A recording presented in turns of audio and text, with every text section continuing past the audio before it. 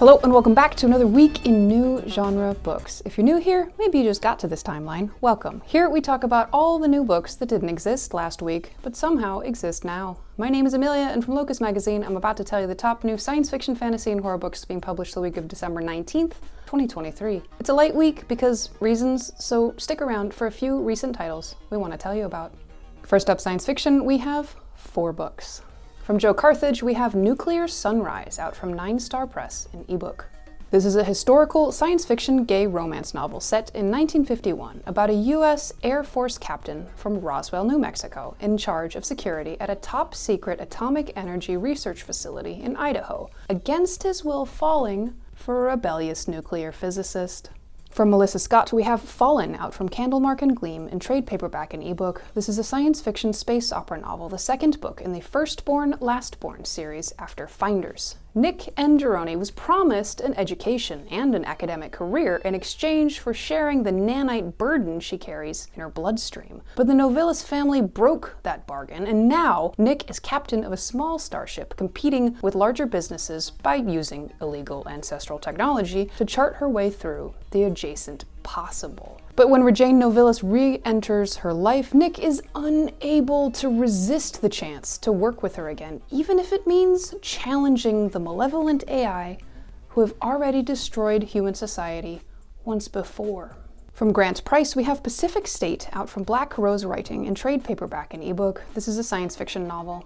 On the streets of Berlin, all morals can be bought for a price, and Owen Ressler sold his long ago. Once an underground dissenter, now a corporate drone, he spends his days reluctantly manipulating data for Big Pharma until an assassin recruits him to oversee her business deals. From Tara Roy, we have Hope, out from B Books in ebook. This is a science fiction romance novel of climate change, self-help, and infidelity. The third book in the Love and Disaster trilogy. Research chemist Josh races to prevent wildfire destruction and become the reliable man Celeste deserves, while she struggles with imposter syndrome and a desire to escape wildfire country. Next up, fantasy, we have one title.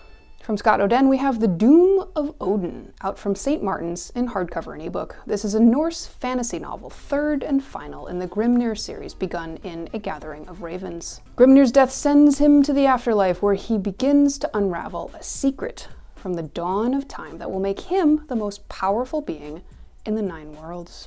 And finally, collections, we have 2 titles. From Ada Hoffmann, we have Resurrections, out from Apex Book Company in ebook and audio. This is a collection of short stories and poems. From Jonathan Maberry, we have The Good, the Bad, and the Uncanny. Tales of a Very Weird West, out from Outland Entertainment in trade paperback and ebook. This is an original anthology of 16 stories. Authors include Maurice Broadus, Jennifer Brody, Greg Cox, Laura Ann Gilman, and Josh Mallerman. In case you missed it, let's go over 2 recently published books. First up, Weird Tales: 100 Years of Weird, edited by Jonathan Maberry. This book was published by Blackstone in hardcover in October 2023. From the review in Locus by Paul DiFilippo. We get The Call of Cthulhu from Lovecraft and Worms of the Earth by Howard. Both of these quintessential picks reveal their enduring charms quite well, but some of the less prominent choices almost outshine them. Bradbury's The Scythe is a grim and implacable account of a fellow who steps into some impossible, mortality-inducing shoes. Legal Rights by Asimov and Pohl conflates ghosts and jurisprudence delightfully, and Slaughterhouse by Matheson pulls out all the stops concerning an old, dark manse which 2 doomed brothers attempt to inhabit. Although the title The Vengeance of Nitocris and its famous author, the 16-year-old Tennessee Williams, were well known to me, I do not believe I had ever actually read the tale until now. It's a delightfully florid and garishly envisioned story of death and revenge in the classical world. I can just envision Williams writing it at his desk with a few drawings by Aubrey Beardsley hanging over him for inspiration. But to my taste, the standout reprint is The Damp Man by Allison V. Harding, a mix of cinematic suspense and Lovecraftian eldritchness. It could have been filmed by Jacques Tournier. An exceptional realism about the psychology and reactions of the female lead point toward the gender contributions made by the pioneering Harding. All in all, a great choice by Maberry. Next, I'll tell you about Where Peace is Lost by Valerie Valdez. This book was published by Harper Voyager US in trade paper in August 2023. From the review in Locus by Liz Bork, Valerie Valdez's Where Peace is Lost is her 4th novel after a well-received debut space opera trilogy.